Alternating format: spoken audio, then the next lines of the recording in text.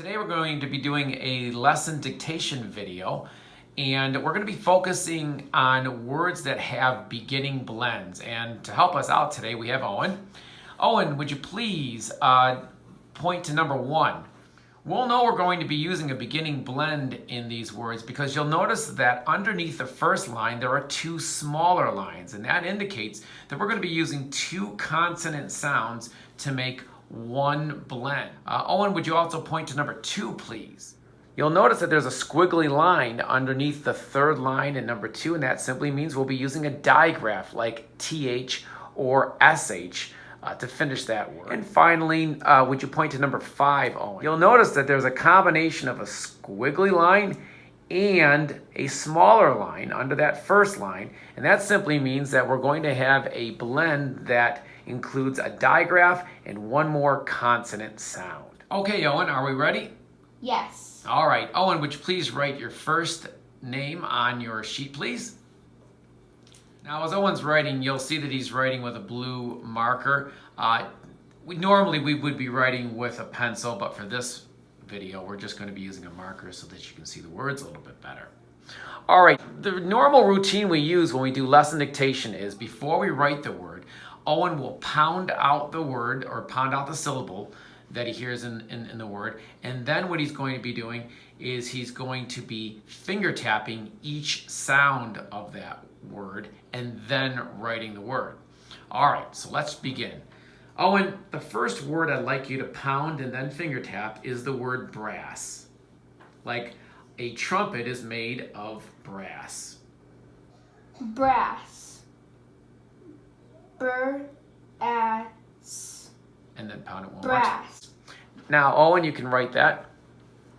You'll notice that when he finger tapped it, he kept the blend on one finger because that blend is made of 2 consonant sounds that make one sound.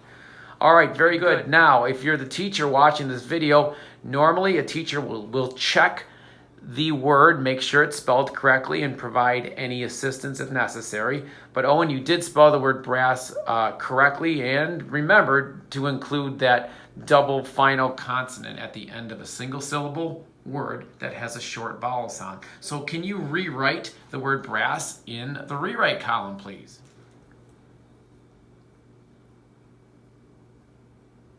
And then please read that word for me. Brass.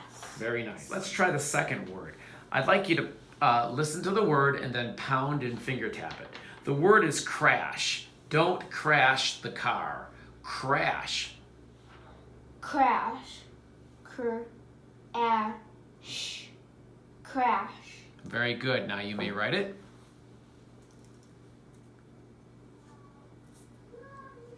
You'll notice that when he finger taps the word, he finger taps the word with his hand that he's not writing with. So that way he can keep his pen in his hand and finger tap with the other hand and make it much easier to write. All right, so as we look at that word, C-R-A-S-H with that digraph, and that is perfect. So you may rewrite that word crash in the rewrite column.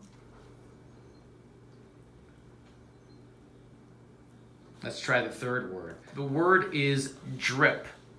That faucet tends to drip. Drip. Drip. Drip. Drip. Very good. You may write it. One thing I didn't mention is when he's finger tapping, he's always finger tapping left to right. That's the way we write, and that's the way he'll finger tap it. Very good. The word drip is spelled correctly with the blend DR and finishing up with IP. You may rewrite it in the rewrite column. The fourth word is the word trim. Trim that piece of paper with the scissors. Trim. Trim. There you go. Trim. Now you can write it.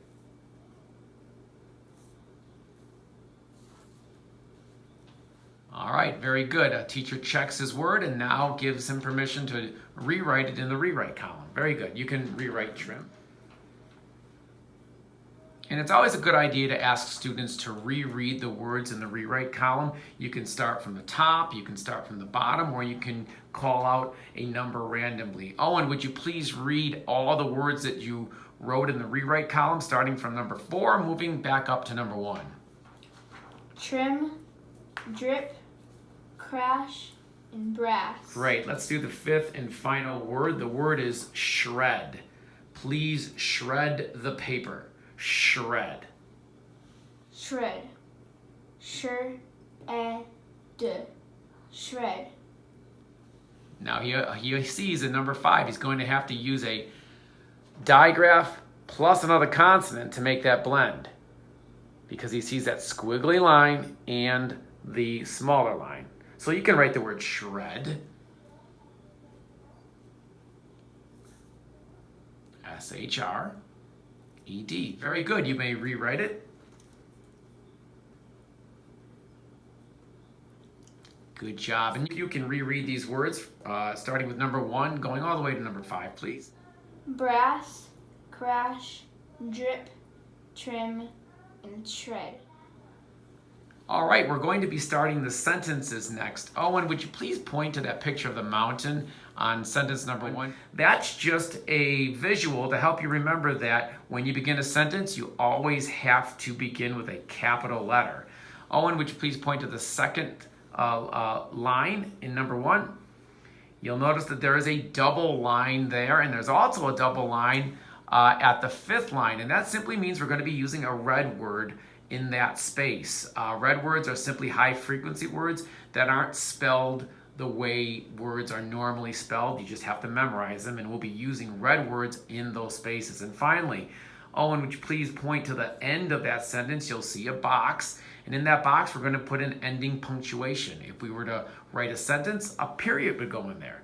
If we were writing a question mark, the dot for the question mark would go in the box, and the other part of the question mark would go right above it. You'll also notice that at the very right of that paper is the word cups written top to bottom, and that's simply our self-checking strategy to make sure that we've written a sentence that other people can read. The C means check for capitalization.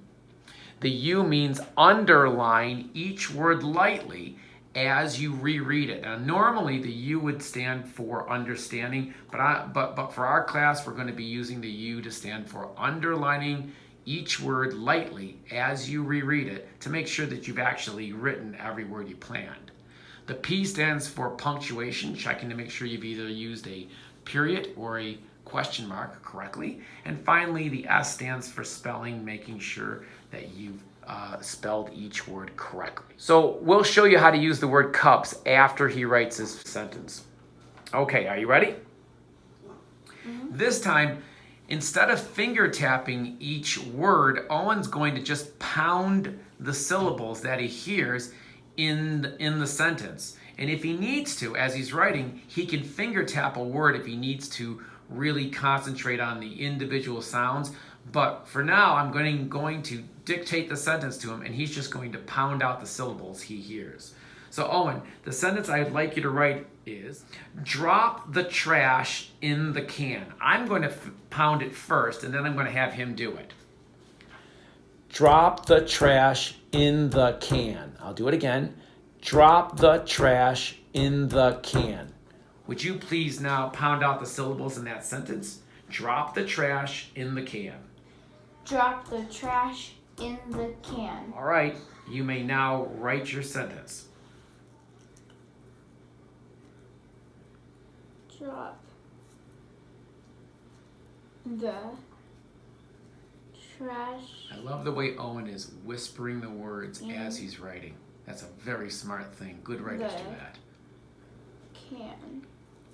Now, he's going to be checking using cups. And what he's going to be doing is making just one slash through the box after each letter to make sure that he's done everything. So Owen, would you please check for capitalization, please? And if you've used a capital letter in the right place at the beginning of a sentence, please make one slash in the C box. Then please underline each word very lightly as you reread it to make sure that each word you planned actually made it on the page. Drop the trash in the can. He's actually pointing to each word as he reads them. Very nice. You may make a slash in the U box. check for your ending punctuation. Do you have it? Mm-hmm. Terrific. Make a slash in the P box and double check your spelling. And when you're confident that that's the best spelling you've made, you may make one slash in the spelling box. Drop the trash in the can.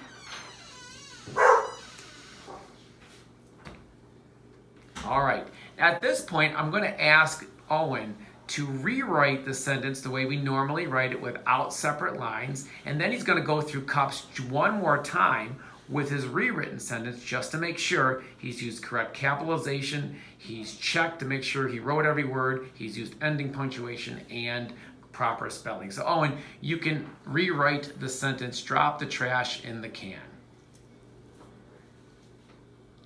Drop the trash in the can. He'll then do a final cups check. I have my capitals. Drop the trash in the can. I made sure every single word is there on the page. I have my ending punctuation. And I'm going to check one more time for spelling. Drop the trash in the can. Yep. Awesome job, Owen. I really like the way you reread that sentence many times to make sure that what you planned actually made it on the page. And that is an example of a lesson dictation activity.